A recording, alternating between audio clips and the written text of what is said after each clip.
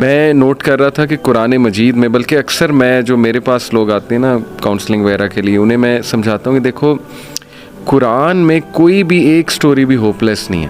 سبحان اللہ. دنیاوی نتائج کے حوالے سے بھی، ایک تو ہے نا اخروی نتائج کے حوالے سے تو ہوپ لیسنس ہو ہی نہیں سکتی مومن کو، دنیاوی نتائج کے حوالے سے ہوپ لیسنس نہیں ہے. آپ دیکھیں حضرت یعقوب علیہ السلام، ان کا غم اس لیول کا تھا کہ اتنا روئے کہ اندھے ہو گئے، لیکن ایٹ دی اینڈ بیٹا بھی واپس ملا، بادشاہ بن کے واپس ملا، اور بینائی بھی واپس آئی.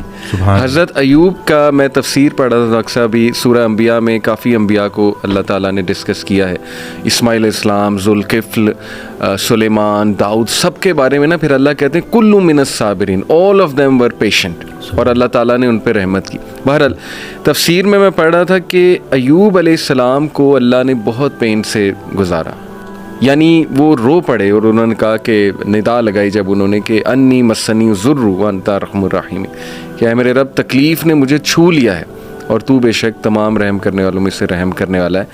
تو لکھا ہوتا ہے تفسیر میں کہ the reason اللہ تعالیٰ made him go through all this tough time was to tell everyone کہ میں اپنے پیاروں کو تکلیف سے گزارتا ہوں. یہ نہ سمجھنا کہ میں تم سے ہیٹ کرتا ہوں یا میں جو ہے وہ کوئی تمہیں پنش کر رہا ہوں، کیونکہ دیکھو اگر ایوب گزر سکتے ہیں اور انبیاء گزر سکتے ہیں تو مے بی اس میں کوئی بہت بڑی حکمت ہے، پین میں، غم میں. تو لیکن یہ کہ اینڈ میں ریلیف آیا. اللہ کہتے ہیں ہم نے اسے ریلیف دیا اپنے بندے کو، اس کے اولاد اسے واپس کی، وائف تو ساتھ تھی ہی لیکن یہ کہ اولاد بچھڑ گئی تھی.